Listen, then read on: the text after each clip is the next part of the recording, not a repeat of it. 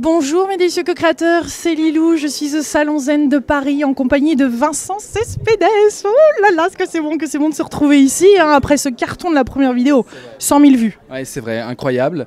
Je m'y attendais pas, je te connaissais vaguement et puis maintenant je t'ai suivi et je suis vraiment ravi d'être là.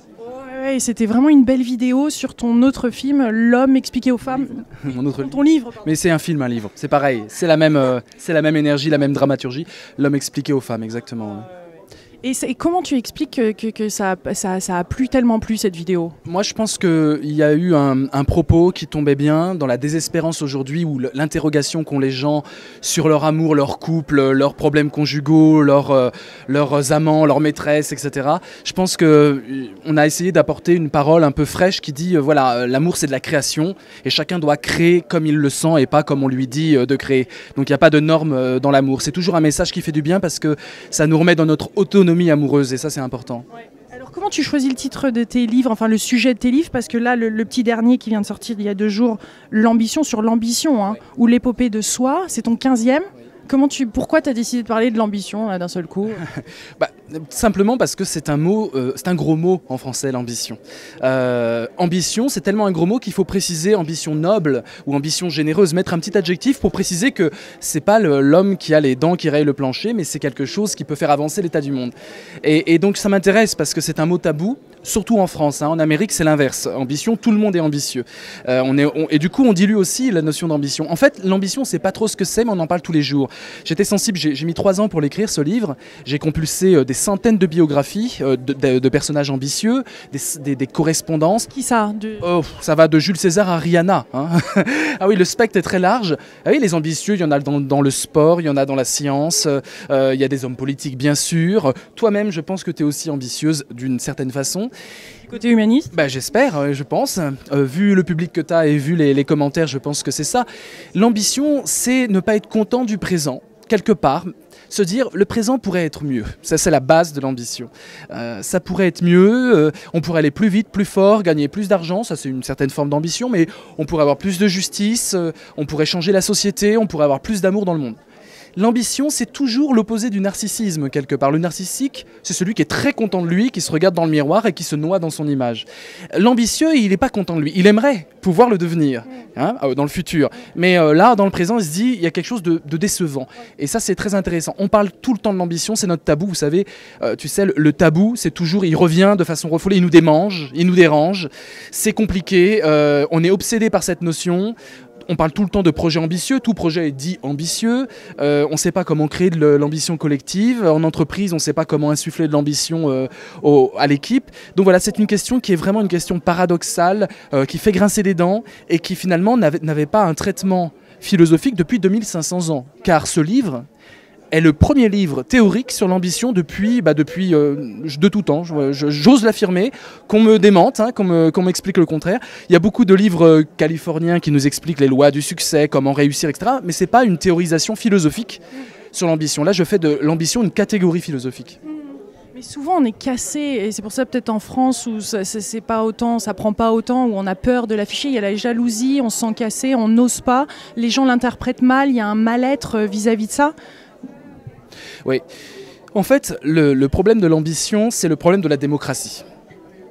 Avant, il y avait la société de cour. On naissait dans une famille noble, on était noble, on reprenait le château, on reprenait un parcours qui était déjà fait avant la naissance. Et dans la société de cour, finalement, l'ambition, on a l'ambition de nos parents, de notre milieu social. C'est pas trop un problème. L'ambition commence à devenir un problème lorsqu'on passe à la démocratie.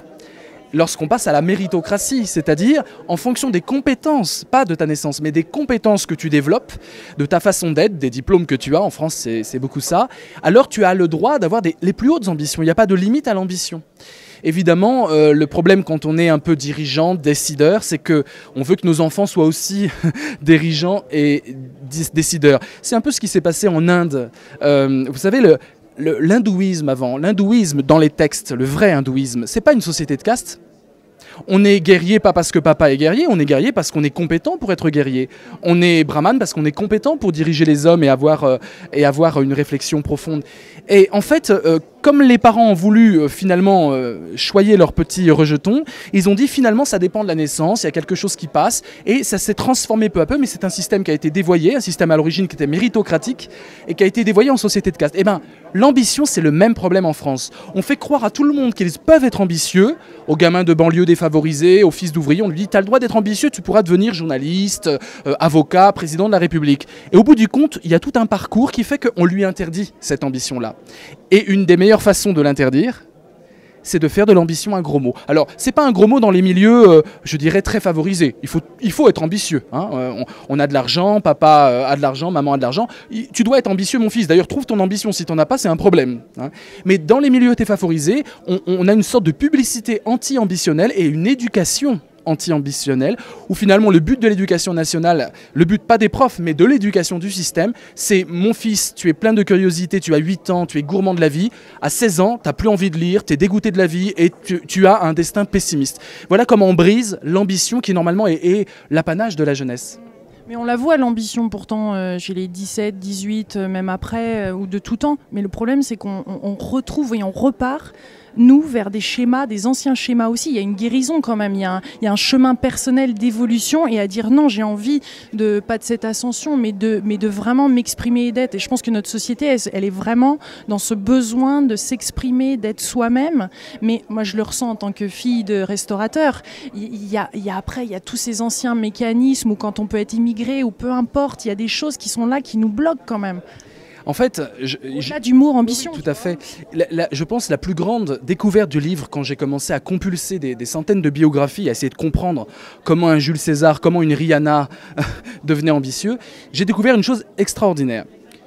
Souvent, on analyse l'ambition et le destin d'un ambitieux comme étant des failles personnelles, souvent dans l'enfance ou l'adolescence, un père qui est mort. Les orphelins, il y a une grande proportion d'ambitieux orphelins. Enfin, disons, il y a plus d'orphelins dans les ambitieux statistiquement. Donc, on analysait ça du point de vue psychologique de façon très classique. Il a très tôt vu que la vie était difficile, qu'il fallait mettre les bouchées doubles. Eh ben, il s'est battu beaucoup plus que ses camarades de jeu qui étaient dans le bac à sable. Il a compris que la vie était une guerre et il a mis les bouchées doubles. Et on analysait toujours l'ambition comme étant je dirais, un traumatisme de l'enfance résilié.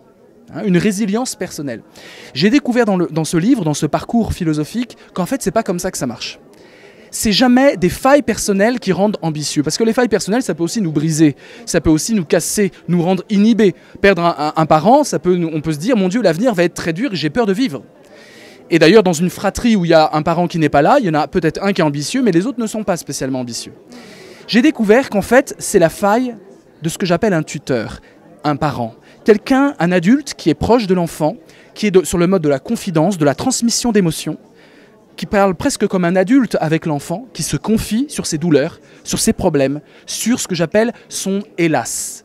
Quand on dit hélas, c'est magique ce mot, c'est un mot magique pour l'enfant. Pour l'adulte, c'est terrible. Quelqu'un qui dit hélas, c'est quelqu'un de désespéré, de pessimiste et qui dit j'y arriverai pas.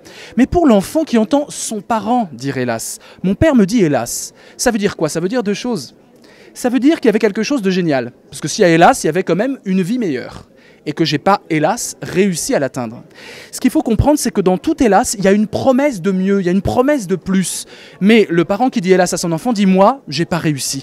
Moi, hélas, pour moi, on est misérable. Hélas, j'ai perdu ta mère. Hélas, etc. » Mais l'enfant, lui, il est jeune, vous savez, le bouillonnement de la jeunesse, la vie devant lui, toutes ces potentialités qui ne demandent qu'à fleurir, qu'à s'épanouir. L'enfant, il écoute hélas de l'adulte et dit « oh là, attends, quoi redis, tu dis hélas, quoi, tu dis que ça aurait pu être mieux ?» Qu'est-ce qu'il dit profondément, l'enfant? Il dit « toi qui es mon modèle », parce qu'un tuteur c'est un modèle, je veux devenir comme lui plus tard. Mon modèle me dit qu'en fait il ne doit pas être un modèle, qu'il y a mieux que lui, que la vie aurait pu être plus intense, plus magnifique. Mais moi j'incarne la seconde chance, j'incarne la deuxième génération, j'incarne celui qui est au courant que la vie est dure et qu'elle réservait des trésors que mon aîné n'a pas pu atteindre. Et donc moi je vais devenir ambitieux. L'ambition c'est une résilience par procuration. C'est pas une résilience personnelle, c'est une résilience comme une seconde revanche sur la vie. Et dans tout ambitieux, dans tous les destins, de Rihanna à Jules César, en passant par Obama, en passant par Hollande, Sarkozy, en passant par Gandhi, en passant par Mandela, en passant par de grands spiritualistes ou des guerriers sanguinaires, parce que l'ambition c'est tout ce spectre-là, à chaque fois il y a une connivence avec un parent qui a dit hélas. C'est la théorie des hélas. Et c'est vraiment, je pense, une véritable découverte sur la formation de l'esprit ambitieux.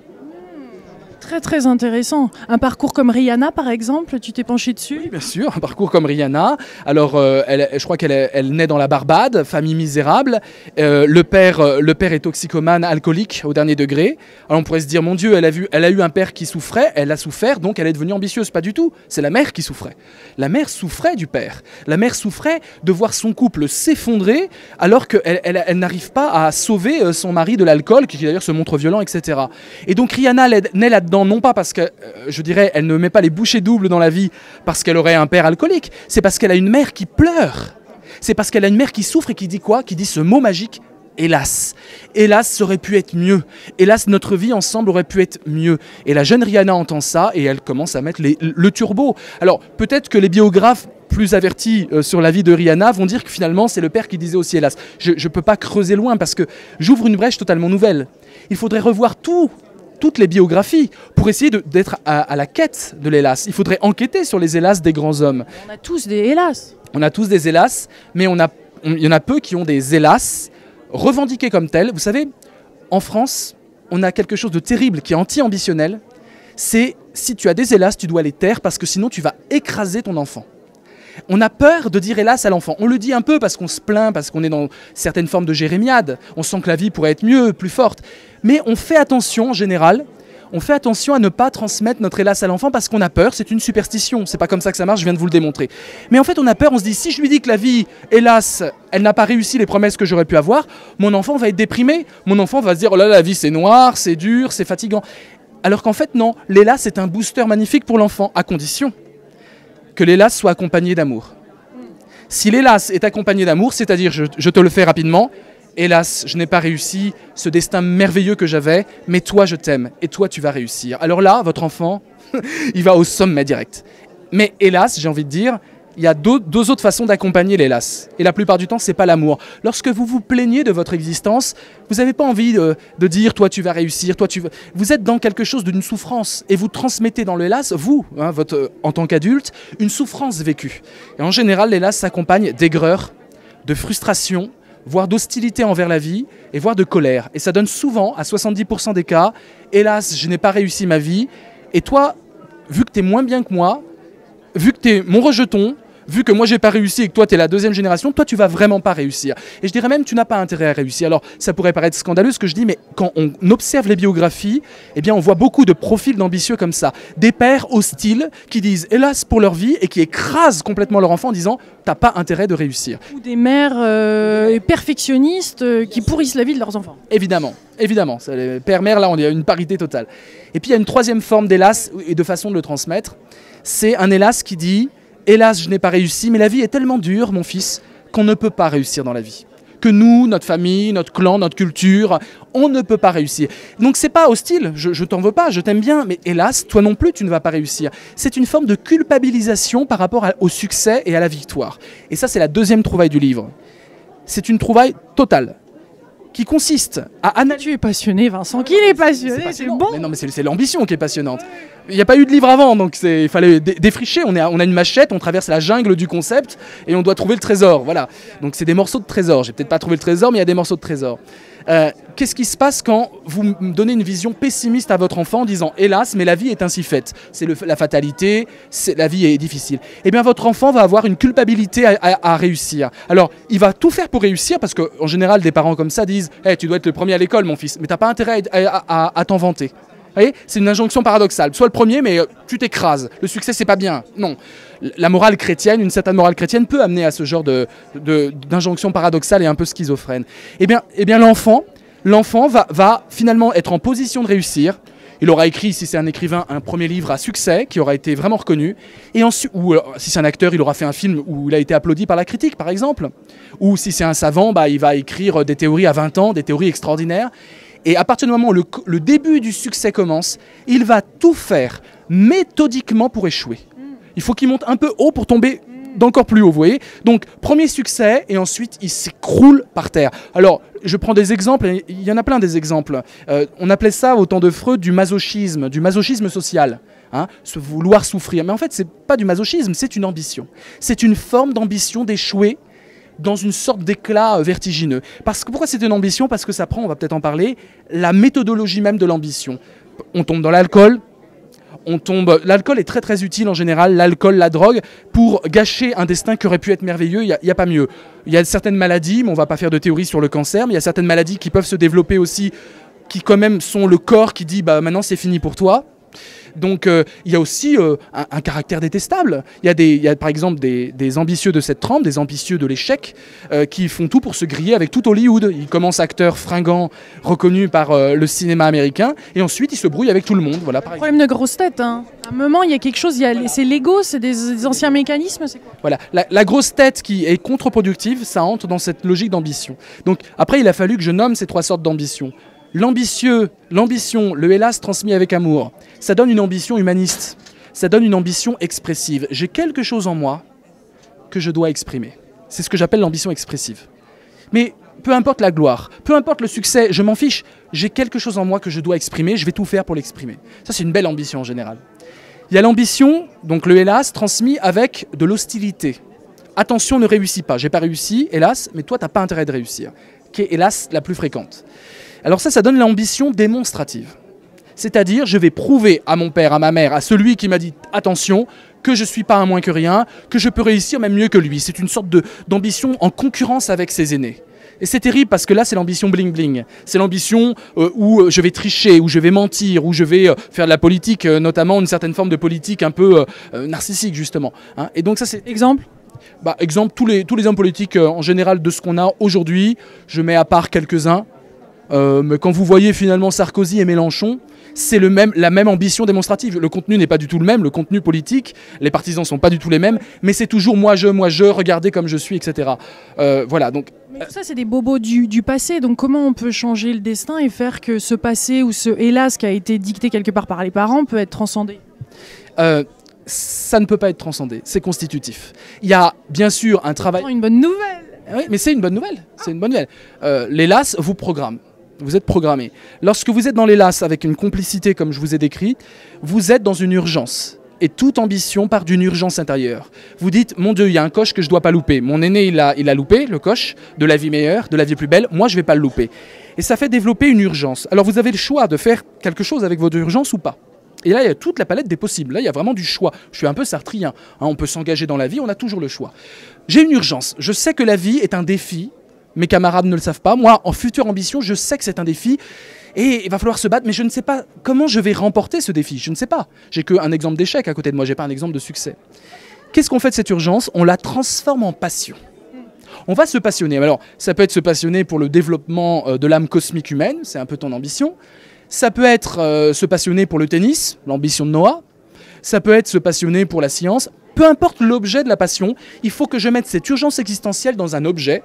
Et c'est une passion. Et tous les ambitions étaient des jeunes passionnés.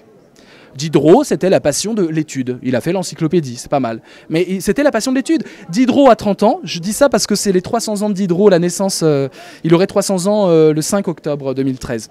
Donc Diderot, un jeune homme blond, les cheveux longs, un peu à la Depardieu, qui va conquérir Paris et qui est misérable à 30 ans, personne ne le connaît, il crève de faim à Paris.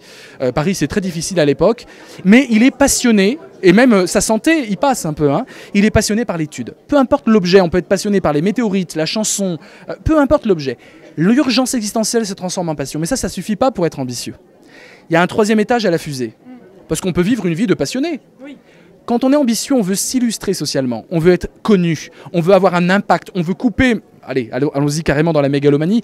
Couper l'histoire en deux. Avoir un nom dans l'histoire qui se transforme souvent en nom de rue, en nom d'astéroïde ou en nom de place publique, en général.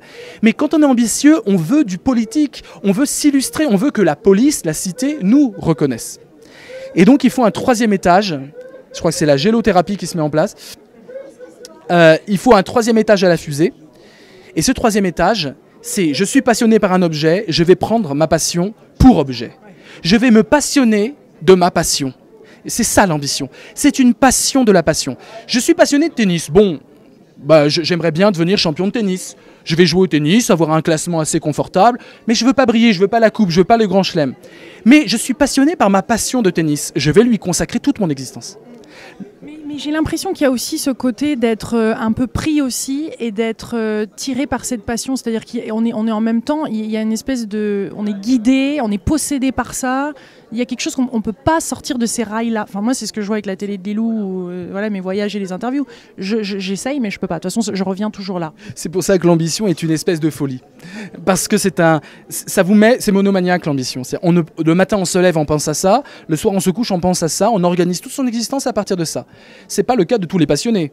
On peut être passionné et puis essayer de faire loisir, travail, être raisonnable. Mais l'ambitieux, comme il donne sa vie à sa passion, c'est ça la définition de l'ambition. Donner sa vie à sa passion, alors du coup, rien ne l'arrête. Alors, au début, on est libre, on peut choisir sa passion, on peut plus ou moins faire des rencontres, dire non, dire oui. Mais une fois qu'on est engagé dans cette boucle de passion qui se prend pour objet, la réalité, elle compte plus. Ce qui compte, c'est ma passion, mon désir, mon plaisir, ma jouissance, mon avancée. On crée ce que j'appelle le vortex. Alors, oui, tu as une partie de ton livre qui est sur le vortex. Et ça aussi, c'est j'espère une trouvaille. Le vortex, c'est un mot latin qui veut dire tourbillon.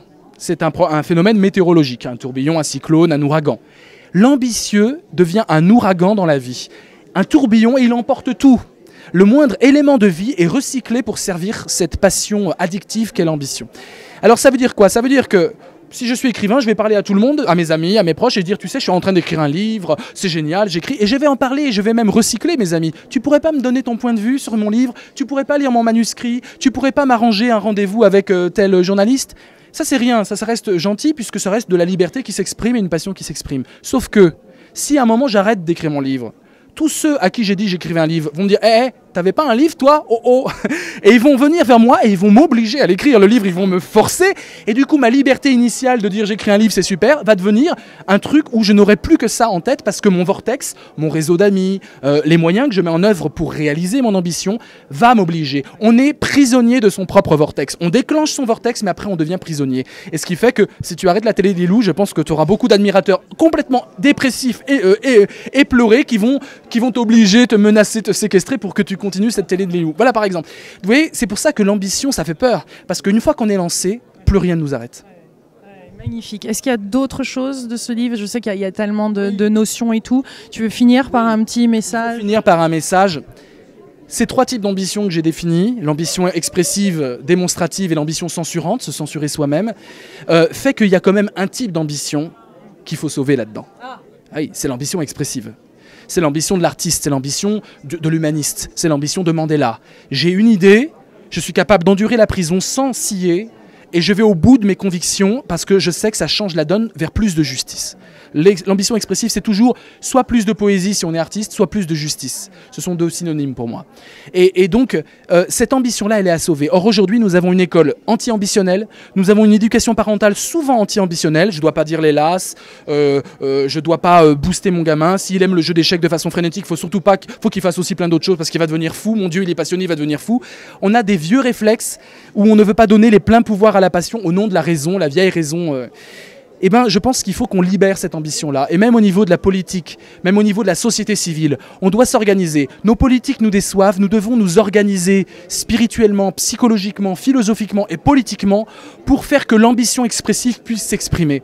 Aujourd'hui, la désespérance commune, le fait que nous pleurons les mêmes choses mais séparément, chacun chez soi, chacun chez son psy, fait qu'on n'arrive plus à créer ce lien politique. Eh ben, il faut pleurer sur la place publique. Il faut pleurer ensemble, c'est ça le début de la politique. Et puis peut-être que tu pleures pour des choses qui sont exactement les mêmes choses que moi, le harcèlement au travail, le harcèlement moral, l'impossibilité d'avoir des relations profondes, l'impossibilité d'avoir de la liberté et de l'amour conjugué. Peut-être que si nous pleurons pour les mêmes choses, nous pouvons changer les règles du jeu. Tout ambitieux est capable de changer les règles du jeu. Et je pense qu'une ambition collective peut renaître et je pense que ça peut être une solution à cette crise qui est en fait une crise d'ambition. L'ambition est possible tant qu'elle est en contact avec l'autre, qu'elle agrandit l'espace de vue et qu'elle fait en sorte qu'on devient plus intelligent à plusieurs. Voilà. Et créateur de mouvements, hein. Ça crée des mouvements ensuite. Ça crée des mouvements incroyables, des mouvements vers la liberté. Mais regardez, toute la société française est non seulement organisée autour de l'échec, c'est lui qu'on valorise. Et d'ailleurs, dans tous les débats, il faut commencer par se plaindre. Hein, regardez la télévision, vous verrez, c'est une sorte de lamento continu. Oui, j'ai perdu mes parents quand j'étais jeune, alors maintenant, oui, ça va mal. On est dans des mauvaises nouvelles. Le JT, qu'est-ce que c'est le JT? Le JT, c'est toutes les ambitions les plus détestables, c'est toutes les mauvaises nouvelles accumulées. Et finalement, on se dit, mais être ambitieux, c'est l'horreur, c'est un cauchemar, c'est monstrueux. Et donc, il faut il faut redonner place à l'ambition et redonner place à la jeunesse, parce que ça va avec l'ambition et la jeunesse. Aujourd'hui, la jeunesse est totalement gommée des programmes télévisés, sauf dans la télé-réalité. Je viens de faire un débat là sur France 5 où ils me disaient « Ah, c'est incroyable, ça fait 10 ans que ça dure la télé-réalité, comment expliquez-vous ce succès ?» Alors ils y allaient de leur formule. En fait, on voit qu'elle n'a pas évolué du tout. C'est toujours des jeunes qu'on emprisonne ensemble, plus ou moins à Tahiti. Maintenant, on les met à Tahiti, mais ça reste une prison. Et on les séquestre, on les harcèle, on les sadise. Bon, bien sûr, on peut critiquer la morale de tout ça, mais c'est même pas ça la critique. La critique, c'est que c'est le seul espace de visibilité où la jeunesse de 20 ans a le droit d'être à la télévision. Dans les débats politiques, elle n'est pas là. Les jeunes de 20 ans, de 30 ans, ils sont pas là. Il faut être vieux et homme. Dans les débats sociologiques, ils ne sont pas là. La jeunesse, à moins qu'elle soit artiste, à moins qu'elle soit poète ou rappeuse, ou qu'elle fasse des émeutes urbaines où on se dit tiens, on va lui tendre le micro à la jeunesse parce qu'elle casse tout, la jeunesse n'a pas le droit de citer. Et donc, voilà ce qu'on fait de la jeunesse. Elle est interdite de parole. Et c'est terrible parce que c'est une façon d'interdire l'ambition. Parce que si on tendait le micro à la jeunesse, eh ben on entendrait vive l'ambition, je veux une vie meilleure, je veux pas refaire la vie de mes parents, je veux pas faire les mêmes échecs, je veux du lien. Et on aurait un discours intelligent, un discours vrai, qui pourrait parler de choses de jeunes, de choses adolescentes, de groupes de rap, de choses futiles en apparence, mais avec intelligence. Le problème de la télé-réalité, c'est qu'elle nous montre une jeunesse larbine, esclave de la production, pour nourrir les publicitaires. Eh bien, cette jeunesse-là est une fiction, c'est une télé-irréalité, et je pense qu'il faut inciter, quand on vante l'ambition, à une véritable révolte de la jeunesse. Il y a beaucoup de monde à passer par-dessus bord, et ceux qui font de la jeunesse cette caricature de personnages serviles, plus ou moins prostitués et totalement serviles, doivent passer par-dessus bord. Donc, mon livre plaide aussi pour qu'on donne aux jeunes non pas les pleins pouvoirs, non pas la société de demain, ils vont l'incarner et ils vont en être, mais simplement la possibilité d'être ambitieuse. Et là, la société interdit cette ambition à la jeunesse. C'est ce verrou, me semble-t-il, qu'il faut lever en premier. C'est un des mouvements, c'est quelque chose que tu aimerais voir maintenant. Il y a un truc qui te touche, parce que tu es papa quand même. Oui. Il y a quelque chose qui te touche plus particulièrement maintenant que tu aimerais voir de ton vivant. Ce qui me touche, cette ambition. Ce qui me touche, c'est la courbe décroissante de la curiosité des jeunes. Et jeunes victimes d'un système qui consiste à dire l'ambition, ça ne sera pas pour toi. Et en fait, moi, je ne suis pas marxiste dans l'âme. Marx est intéressant comme d'autres pour moi. Mais on ne peut pas s'empêcher, lorsqu'on regarde ce genre de programme, de voir quand même les riches, parce que les producteurs, tout ça, c'est des riches, exploiter les pauvres et abrutir par une télévision débilitante les pauvres. On ne peut pas s'empêcher de tomber dans cette caricature-là. Et ils sont cyniques, et ils sont arrogants. Je les vois, je les côtoie dans les salons, dans les débats. C'est l'arrogance, ça part de part de marché, ça prostitue la jeunesse, l'image de la... Ça montre le pire de l'âme humaine, et ça rigole, et ça s'engraisse, et ça fait de l'argent. Je pense que la colère de la jeunesse consiste à pouvoir vraiment clasher cette production-là. Clasher l'autorité, clasher les codes qui vous disent « Bah non, t'as pas le droit de te révolter contre l'animateur débile à mourir, parce que ça fait partie du contrat. » Bah si, on peut se révolter, on peut dire non. Cette puissance du non est une puissance qui peut être fertile quand c'est la jeunesse qui l'incarne. Mais pour ça, il faut que les parents et les adultes comprennent que la jeunesse va nous survivre, que c'est elle la société de demain, et que ces adultes-là lui disent, voilà, je vais te dire que la vie vaut la peine d'être vécue si tu augmentes le curseur. Et ça, augmenter le curseur, un petit supplément d'âme, un petit supplément de lien, ça s'appelle l'ambition.